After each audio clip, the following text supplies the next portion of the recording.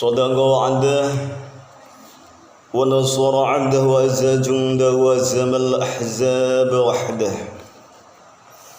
أشهد أن لا إله إلا الله وحده لا شريك له، وأشهد أن سيدنا محمدا عبده ورسوله لا نبي بعده.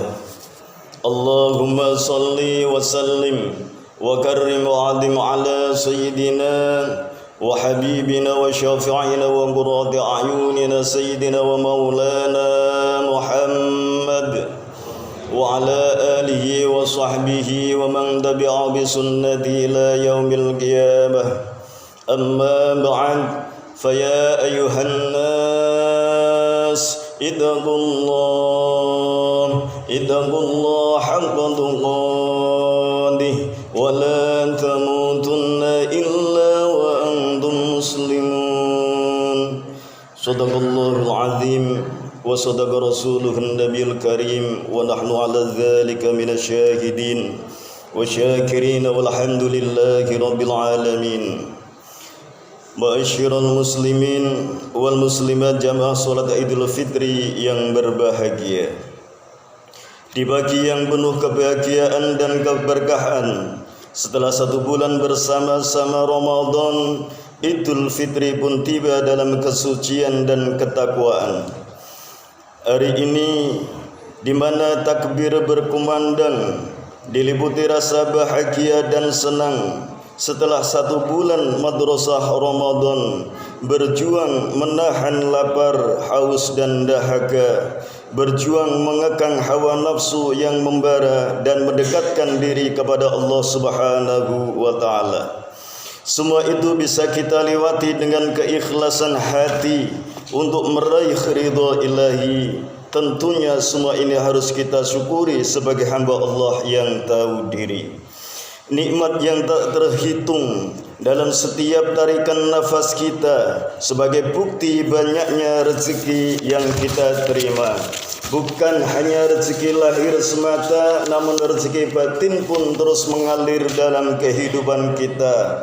Kesehatan, kesempatan Islam dan iman janganlah sampai kita kufurkan. Sebagaimana firman Allah, "Fabi ayyi ala'i rabbikuma tukazziban?" Maka nikmat Tuhan mana lagi yang engkau dustakan? Semoga kita bisa menjadi hamba yang pandai bersyukur dengan senantiasa mengucapkan alhamdulillahi rabbil alamin, dengan melakukan amal kebajikan di setiap waktunya. Allahu akbar, Allahu akbar, Allahu akbar, walillahil hamd. Ramadan telah mengajarkan kepada kita untuk menjadi pribadi yang paripurna. Kemampuan kita untuk meningkatkan kualitas dan kuantitas di bulan puasa harus senantiasa kita pupuk dan kita jaga. Jangan sampai di bulan Ramadan berlalu, beriringan dengan itu kualitas ibadah kita pun ikut layu. Rasulullah sallallahu alaihi wasallam dalam hadisnya, "Man shoma Ramadan imanan wa ihtisaban ghufira lahu ma taqaddama min dhanbi." Yang artinya siapa yang berpuasa di bulan Ramadan atas dasar keimanan dan dilaksanakan dengan benar, maka ia diampuni dosa-dosa yang telah lalu. Ma'asyiral muslimin, sidang Idul Fitri yang berbahagia. Idul Fitri ibarat lembaran kertas putih bersih, tak ada kotoran yang menempel sehingga senantiasa bersih seperti air yang mengalir dari sumber mata air yang jernih. Mari kita jaga kesucian ini, jangan sampai ternoda. Mari hindari berbuat dosa, baik itu dosa antar sesama, terlebih-lebih dosa kepada Allah Subhanahu wa taala.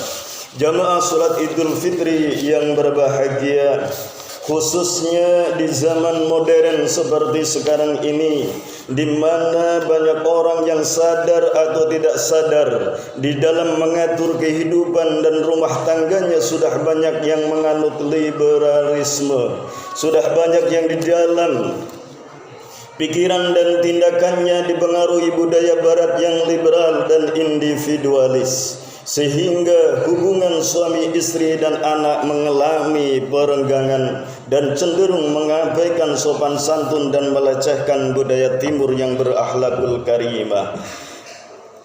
Cobalah kita lihat dengan mata dan hati serta akal pikiran yang jernih bahwa gaya hidup masyarakat kita sekarang ini semakin materialistis dan individualis yang semakin merusak tatanan keluarga di setiap lapisan masyarakat kita yang mayoritas muslim. Ini bisa kita lihat dari gejala yang ada di lingkungan kita sendiri dan corak dari setiap kehidupan kita secara umum yang lebih meniru budaya barat. Budaya barat telah berhasil menjadikan renggang dan tidak lagi mengindahkan tata krama Islam yang mengatur hak dan kewajiban antara anak dan orang tua secara seimbang. Dan oleh sebab itu, dalam konteks mencari hikmah Idul Fitri pada hari ini perlu kita kiranya kita bertafakur dan merenungi apa yang telah kita berikan kepada bapak ibu kita, dan ini sangat perlu karena seperti di zaman modern seperti sekarang ini banyak anak yang menyakiti hati kedua orang tuanya. Seringkali kita menjumpai orang tuanya yang sering mengeluh, menyesali tingkah laku anaknya yang semakin banyak menyakiti hati orang tuanya.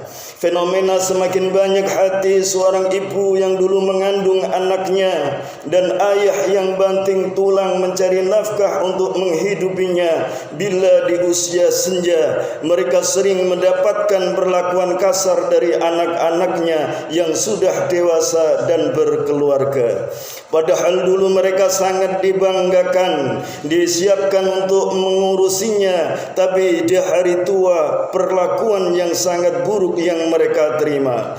Tentu ini sangat menyakiti hati mereka, apalagi ketika anaknya sukses, mereka memandang sebelah mata kepada orang tuanya yang berusia lanjut sehingga tega menelantarkannya. Ada sebuah kisah dahulu di zaman baginda Rasulullah sallallahu alaihi wasallam.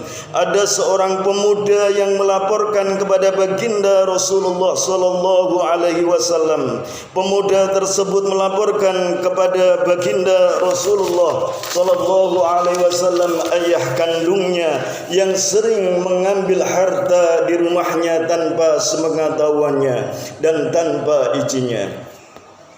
Atas pengaduan pemuda tersebut, maka didatanglah kedua orang tua dari pemuda tersebut. Kemudian pemuda tersebut berkata, "Ya Rasul, ayahku sering mengambil harta dari rumahku ya Rasul. Ayahku sering merampas dan merampok harta dari isi rumahku tanpa izin dan sepengetahuan diriku." Maka dihadapkanlah kepada beliau ayah dari pemuda tersebut, seorang tua yang telah renta, yang tak mampu berjalan, dibantu dengan tongkatnya. Ayah yang tak mampu lagi apa-apa itu yang dipandang oleh baginda Rasulullah sallallahu alaihi wasallam. Tanpa sadar baginda Rasulullah sallallahu alaihi wasallam meneteskan air matanya karena memandang keadaan orang tua yang tak mampu berdiri sendiri kecuali dibantu dengan tongkatnya. Lalu seorang ayah yang sudah tua renta itu berkata kepada baginda Rasulullah sallallahu alaihi wasallam, "Ya Rasul, memang akulah yang mengambil harta dari rumah anakku ya Rasul. Aku mengaku akulah yang mengambil sedikit harta dari anak-anakku sekedar untuk memberi makan istriku, yaitu ibunya yang berbaring sakit di rumah. Dulu akulah yang kaya ya Rasul, anakkulah yang miskin. Dulu akulah yang punya apa-apa dan anakkulah yang tak berada. Dulu akulah yang hebat, anakkulah yang lemah. Saat ini akulah yang tak punya apa-apa, dialah yang punya apa-apa. Saat ini akulah yang miskin, dialah yang kaya. Saat ini akulah yang lemah, dialah yang kuat. Saat ini akulah yang tak punya apa-apa, dialah yang berada. Dulu dia mengambil harta milikku, aku tak pernah memarahinya. Tapi di saat aku hanya mengambil makanan di rumahnya untuk memberi makan ibunya yang telah lama sakit, dia malah marah-marah dan mengusirku dari rumahnya, ya Rasul. Maafkan atas perbuatan seorang ayah yang telah renta dan tua ini, ya Rasul. Jawaban baginda Rasulullah sallallahu alaihi wasallam setelah mendengar jawaban dari orang tua yang tak sanggup lagi, bahkan berdiri pun tak sanggup lagi, hidupnya pun melarat dan tak punya apa-apa, Rasulullah yang terkenal dengan sanubarinya yang hebat, akhlak budi pekertinya yang sangat luar biasa, meneteskan air mata karena memandang kelakuan anak yang berbuat semena-mena. Lalu Rasulullah menyampaikan di hadapan pemuda tersebut, kamu dan hartamu adalah milik bapakmu. Anta wa malika li abika. Kamu dan hartamu adalah milik orang tuamu. Kamu dan hartamu adalah milik orang tuamu. 3 kali baginda Rasulullah sallallahu alaihi wasallam mengatakan ini. Anta wa malika li abika.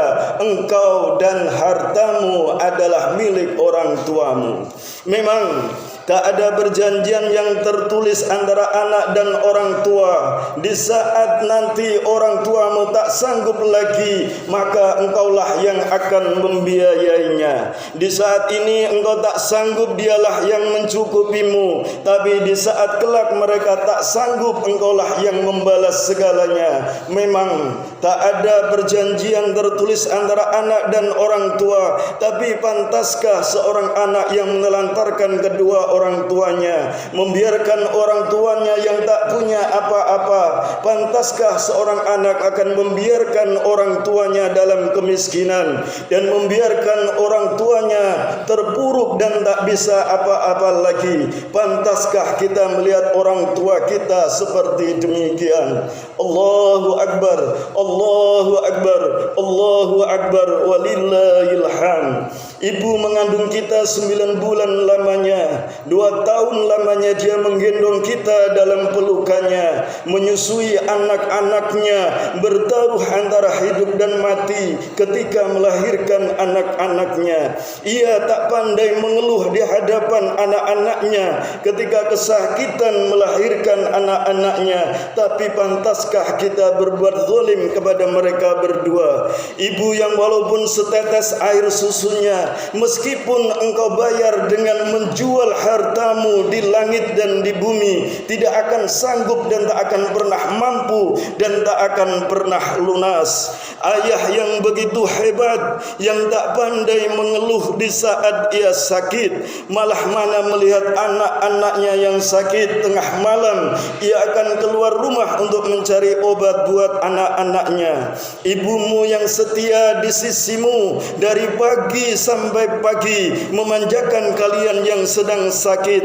Di saat tengah malam kalian menangis, kalian merintih karena kesakitan, dialah yang paling terpukul mendengarkan rasa sakitmu. Dia akan keluar rumah mencarikan kalian obat. Dia tidak takut dengan gelapnya malam, meskipun hujan turun, ia tidak takut kebasahan. Meskipun dia balik basah kuyup membawakan anak-anaknya obat, tapi yang dia takutkan anak-anaknya menangis karena kesakitan. Pantaskah kita berbuat zalim kepada mereka berdua? Orang-orang yang hebat ada di sisimu, yang tak pandai mengeluh dan tak pandai berbicara di hadapanmu. Di saat dia sakit, bahkan di saat dia berbaring lemah dan sakit, dia tak pandai bermanja di hadapan anak-anaknya. Bahkan dia rela berbohong demi kita. Di hari raya engkau berikan segalanya,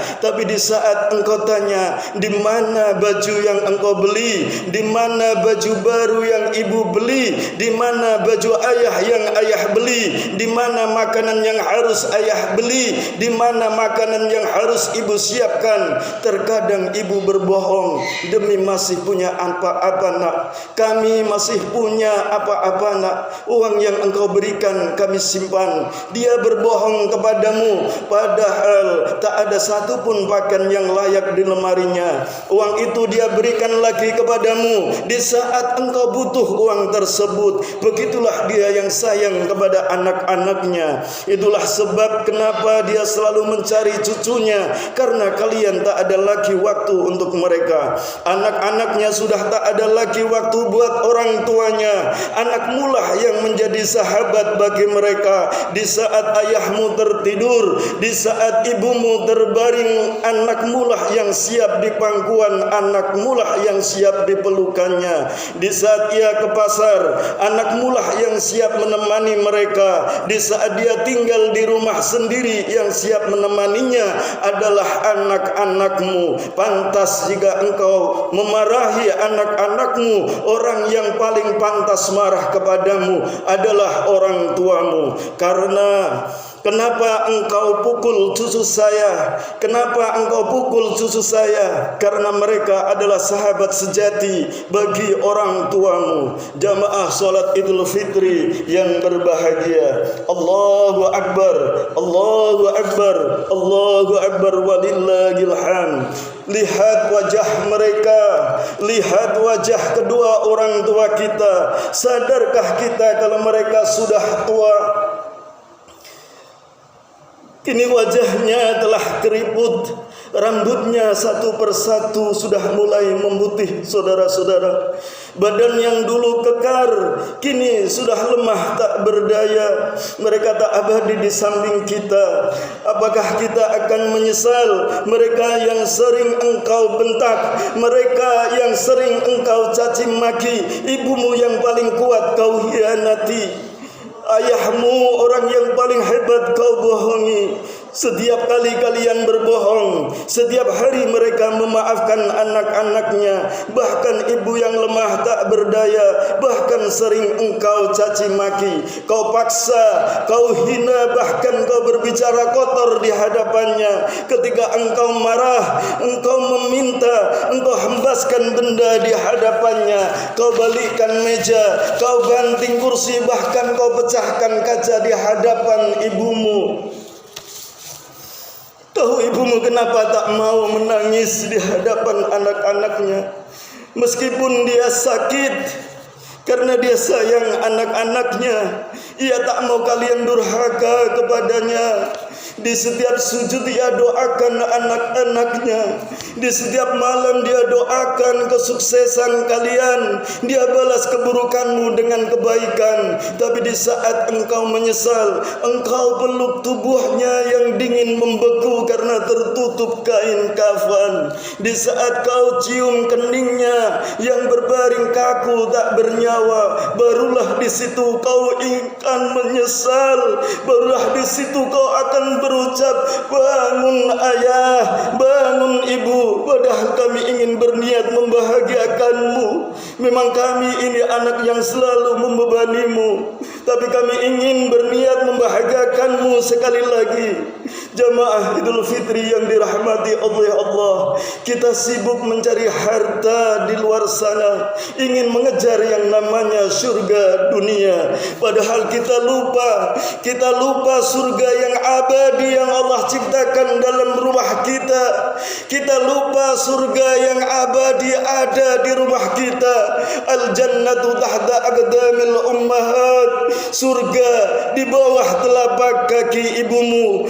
Kita kesana kemari, kita sibuk mencari ridha Allah, tapi kita lupa dengan ridho yang sering kita lupakan ada pada orang tua kita. Siapa menjadikan orang tuanya seperti raja, maka Allah jadikan rezekinya seorang raja. Mungkin saat ini ayah ibu yang masih sempat kita cium tangannya, atau mungkin sudah tak ada lagi ayah ibu yang tak bisa kita cium tangannya. Mungkin hanya mukena yang masih tergantung rapi di kamarnya, atau kau kopiah ayah yang mungkin masih tergeletak di atas meja, tapi di saat kita mencarinya, mereka sudah tidak ada lagi di sisi kita. Orang yang paling banyak salah kepadanya, yang paling kita sesali di saat kita berbuat baik di hadapannya, mereka sudah tidak ada. Di saat kita ingin membahagiakannya, mereka sudah meninggalkan kita. Allahu Akbar, Allahu Akbar, Allahu Akbar, walillahil hamd. Jamaah salat Id rahimakumullah, sebuah kesimpulan tanda kecintaan kita kepada Allah adalah senantiasa berkorban di hadapannya dengan taat kepada Allah dan taat kepada orang tuanya. Seberapa buruk orang tuamu, dialah orang tua yang lebih hebat dari segalanya. Orang yang senantiasa melindungimu, senantiasa hadir untukmu di pagi hari. Dia siapkan sepeda untuk mengantarkanmu ke sekolah. Di hari itu ia tunggu kamu seharian di gerbang sekolah. Di hari itu tak ada lagi yang bisa kita cium tangannya, yang tak bisa lagi kita peluk tubuhnya, yang membuat kita damai dalam pelukannya. Insya Allah dia akan memaafkan segala kesalahan kita, kesalahan yang belum sempat kita ucapkan kepada mereka berdua. Amin amin ya rabbal alamin. Allahu Akbar, Allahu Akbar, Allahu Akbar, walillahil hamd.